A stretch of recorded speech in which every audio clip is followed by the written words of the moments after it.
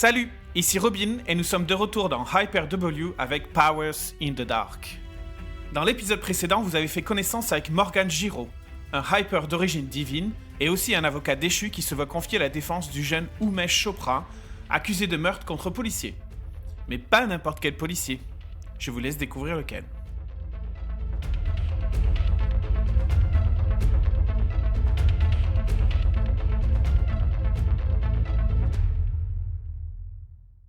Donc tu as raté si large et tu as reçu un jour une affaire qui t'a été envoyée. C'est du pénal, puisque tu es l'avocat commis d'office dans le cadre d'un meurtre. Et donc ton rôle est de défendre un jeune homme, à peine une vingtaine d'années, un peu plus qu'une vingtaine d'années, qui s'appelle Umesh Chopra, pour meurtre sur un policier de la borne Ouest 1.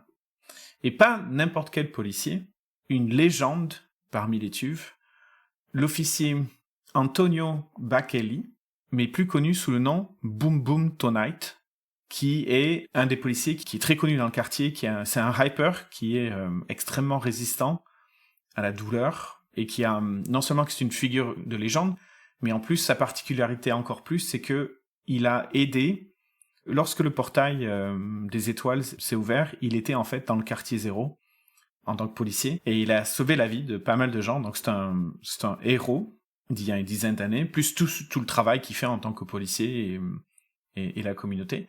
Et donc ce héros-là a été tué, en tout cas l'affaire a été retrouvé mort, et l'affaire c'est accuser ce jeune homme, Umesh Chopra. Ça paraît bizarre.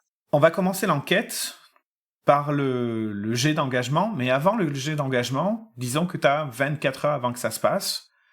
Tu peux pas commencer l'enquête parce que ça commence dans l'engagement, mais est-ce qu'il y a quelque chose que tu voudrais faire avant de... Donc là, on va commencer in media res, où tu vas être présenté à ton nouveau client, après qu'on aura fait le jet d'engagement. Donc la partie recueil d'informations, ça peut pas être là, quoi. Parce que j'aurais fait une recueil d'informations sur la situation. Non, la partie recueil d'informations, elle va être après le truc. En gros, le score, entre guillemets, le coup, ça va être entre le moment où tu rencontres ton client pour la première fois et le jour du procès.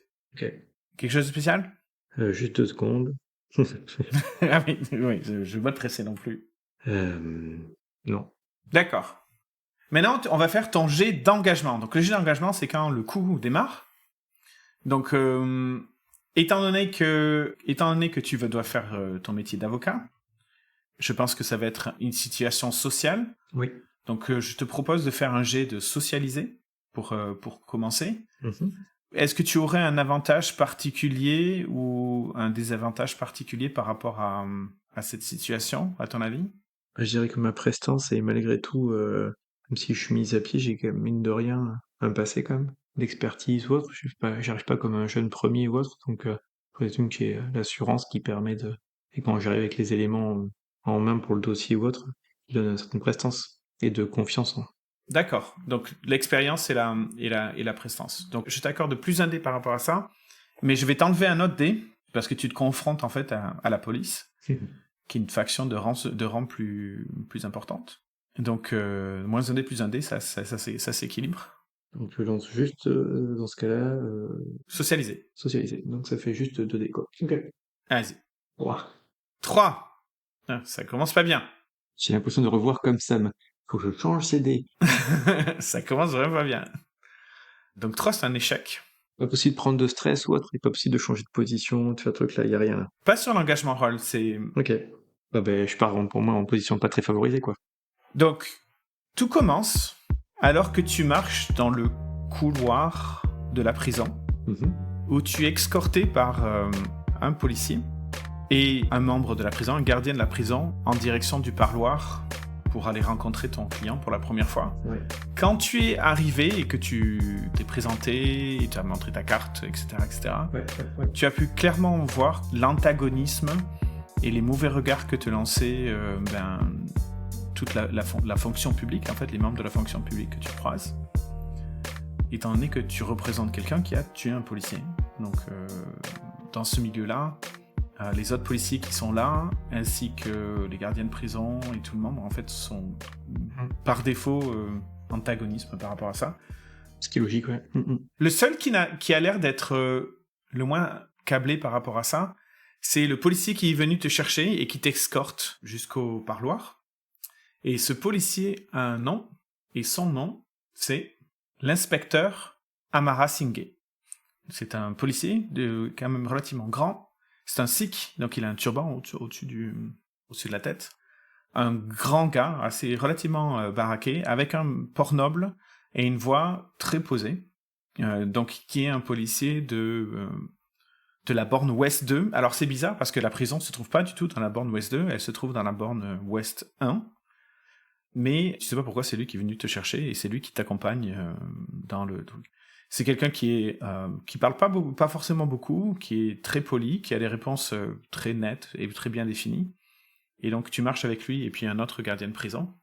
Et tu arrives donc dans une toute petite salle d'interrogatoire où tu vois un jeune homme d'une vingtaine d'années à peine qui est assis de manière résignée, la tête baissée, en tenue de prisonnier et enchaîné à la table d'interrogation. Qu'on te présente comme Umesh Chopra, donc le jeune homme qui est accusé. Tu as un dossier, sur la table il y a un dossier qui en fait correspondent aux éléments qui ont été récupérés par l'affaire. Et tu sais que le procès est dans 2 semaines. Donc tu as 2 semaines pour faire en sorte de voir ce que tu veux faire avec ton client et puis de faire ce qu'il y a à faire. Tu t'assois sous le regard un peu haineux du gardien et l'inspecteur Amara Singh te dit « Tapez à la porte quand vous aurez fini ». Et puis il te salue, puis les deux officiers sortent, et tu te retrouves tout seul avec ton client qui pour l'instant n'a pas relevé la tête et ne t'a pas adressé la parole. Que fais-tu ? Il a pas levé les yeux, l'autre j'ai vu ça, je vais m'installer calmement, je vais commencer par prendre le dossier, et je vais commencer par feuilleter le dossier. D'accord.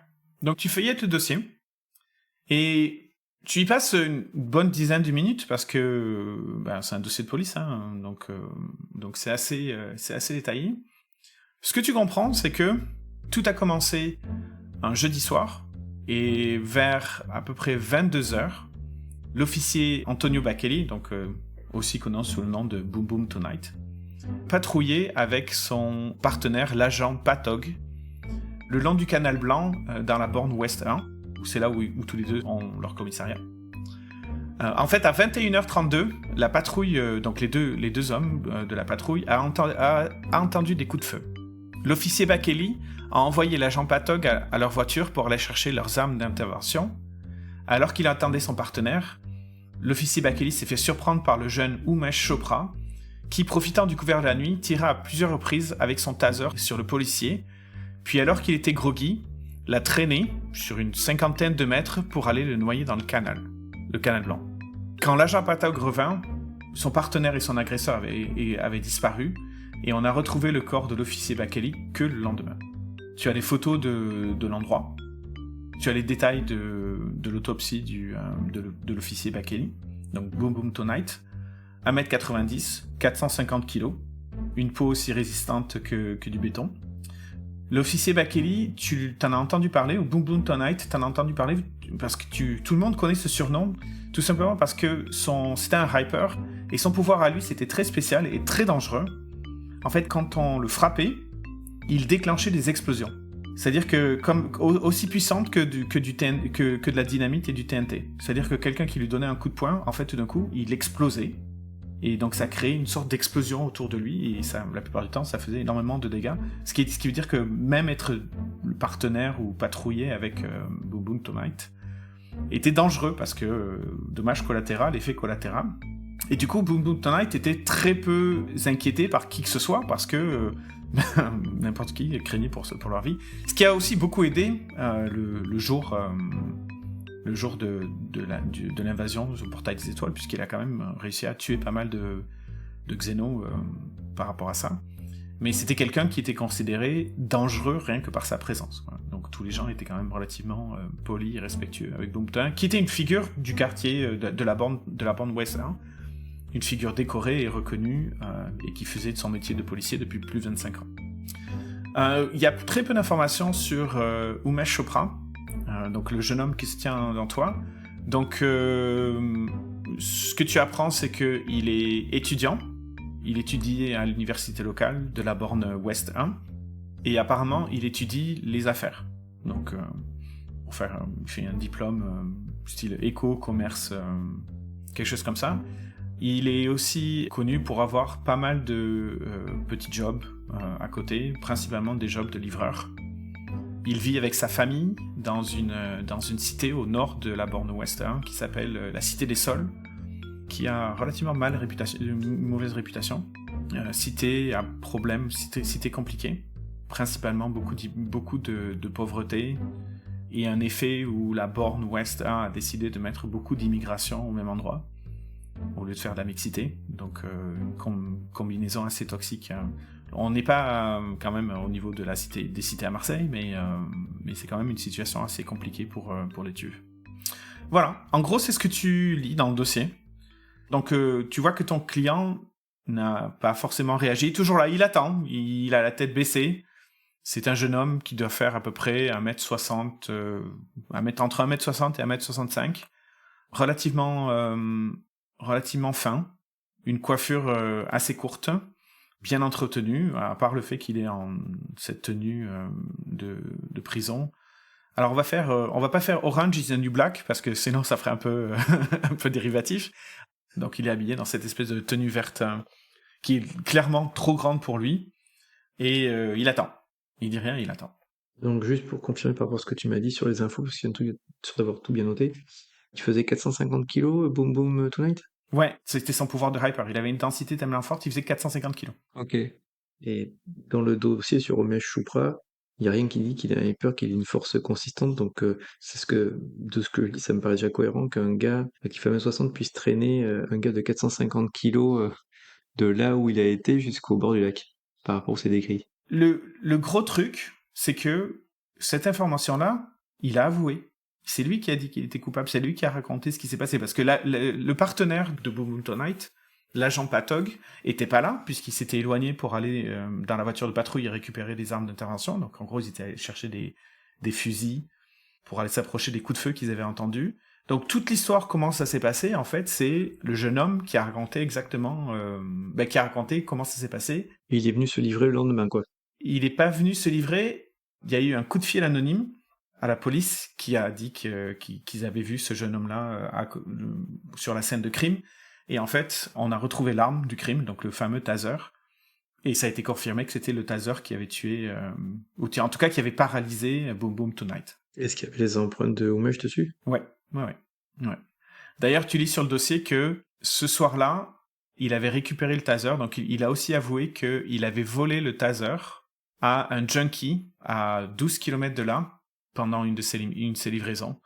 C'était un junkie du quartier qui se faisait nommer Rick Hunter.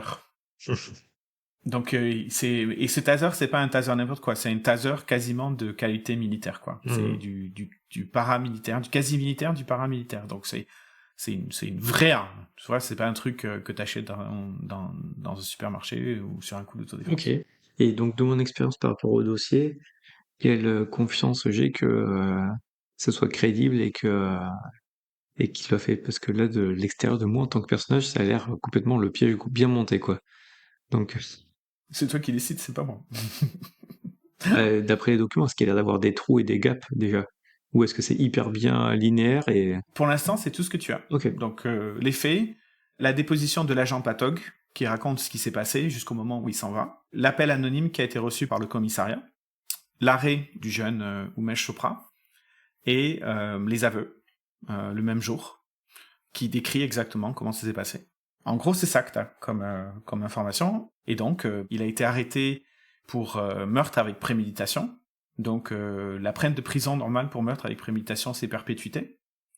Sachant que, toi, tu sais, parce que ça fait assez longtemps que t'es dans ce domaine, les tueurs de flics, leur espérance de vie en prison, ça se compte en semaines. Okay. Donc, même s'il n'est pas... Donc, il n'y a pas de peine de mort à l'Étuve. En tout cas, pas juridiquement. Mais clairement, tu sais qu'il est sentencé à mort. Parce que... En plus, vu comment il est gaulé et tout, il y a très peu de chances qu'il survive à la prison longtemps, quoi. C'est marrant parce que tu pourrais dire qu'il serait protégé par les autres détenus, qui seraient très contents d'avoir quelqu'un qui a tué un flic, qui était une légende. Sauf qu'il y a aussi les gardiens, les matons, les flics ont accès à la prison. Il y a aussi... c'est une dynamique assez compliquée dans la prison. Tu sais, les gens qui meurent dans les prisons, ça arrive, hein. On ne parle pas d'une prison de 4e zone dans un pays paumé sous la corruption. Non, on parle d'une prison dans un quartier hyper, dans un environnement qui s'appelle les Tuves. Je veux dire, c'est pas Guantanamo, mais ça veut pas dire que c'est tranquille, quoi. C'est pas du tout tranquille. Ok. Donc, après avoir lu ce premier point, je vais quand même essayer d'aborder la discussion avec Monsieur Oumesh. Donc, Monsieur Chopra. Donc, bien évidemment, je ne ferai pas l'accent. Pas de souci. Quand Oumesh Chopra te répond, il a un accent quand même assez coupé qui provient de ses origines. Il est pas né dans Hyper Hype. Ah ben, tu sais pas, c'était pas dans ton dossier. Ok. Donc, quand tu dis Monsieur Chopra, il lève un peu la tête et dit oui, monsieur. Il a l'air complètement déprimé, hein, complètement. Il a perdu tout espoir toute joie de vivre, quoi. Donc là, dans le système actuel de ce monde-là, cet univers, parce que je suis un avocat dont je dois être habitué, est-ce que je sais si on a écouté dans cette celle-là ou c'est vraiment un endroit où quoi on appelle ça? Oui, confidentialité. Ouais. Alors, en théorie, t'es pas censé être écouté. Parce que c'est contre la loi. Oui. C'est toujours la confidentialité client-avocat. C'est ça. En l'occurrence, étant donné que t'as foiré lamentablement ton jet d'engagement, au lieu d'être dans tes bureaux où ça pourrait être un peu clean, t'es au milieu de la prison, et il y a un policier et un gardien de prison qui sont juste de l'autre côté de la porte. Donc, tu pourrais penser qu'il y a des risques que quelqu'un essaie d'écouter, que ce soit de la police, les gardiens, ou même les autres détenus. Mais très probablement les autres détenus, parce que salles d'interrogatoire sont à part, donc t'as des doutes. Ok. Donc quand il m'a répondu, je regarde, je fais pourquoi l'avoir tué? Je l'ai raconté aux policiers quand ils me l'ont dit. Il avait causé grand tort à moi et à ma famille. Et c'est-à-dire, je suis votre avocat, vous savez, juste là pour que le dossier soit traité le plus justement possible et que vous ayez les meilleures chances d'avoir ce qui est le plus juste. Et si dans votre dossier il y a des éléments qui peuvent conduire à vous rendre la liberté, j'aimerais pouvoir y avoir connaissance. Vous savez, je veux pas mourir, monsieur. Hein. Moi, je veux continuer à vivre. Est-ce que vous allez me sauver? Nous avons besoin que vous et moi, d'être 100% alignés et que je dois connaître tous les détails. Je vous dirai tout ce que vous voulez, monsieur. Même au-delà de ce que vous connaissez de l'enquête. Ok, mais quel est le tort qu'il vous a causé? Mes parents ont un food truck et l'officier Bakeli s'y rendait très régulièrement. Sauf que, disons que il utilisait son statut de policier pour éviter de devoir payer la note. Et mes parents sont gentils, ils voulaient pas de problème. Donc ils ont toujours laissé faire. C'est pas grave, un repas gratuit. C'est comme s'ils aidaient la police. Sauf qu'un jour, il s'en est pris à ma sœur. De manière un peu trop véhémente. Et c'est ça qui m'a décidé à passer à l'action.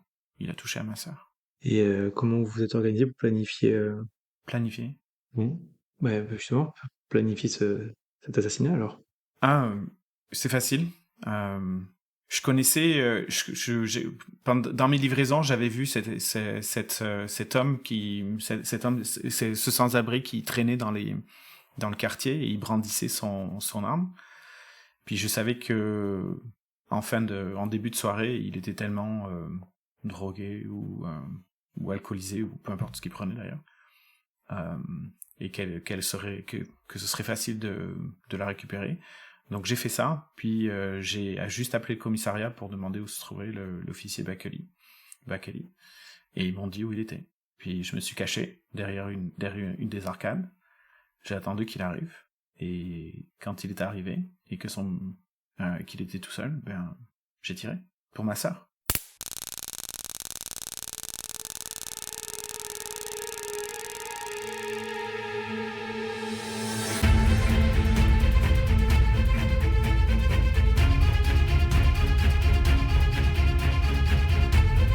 Oumesh Chopra est coupable. En tout cas, c'est ce qu'il prétend. Pourtant, Morgan n'est pas convaincu et a déjà relevé quelques incohérences. Que va-t-il faire ensuite ? Vous le saurez dans le prochain épisode.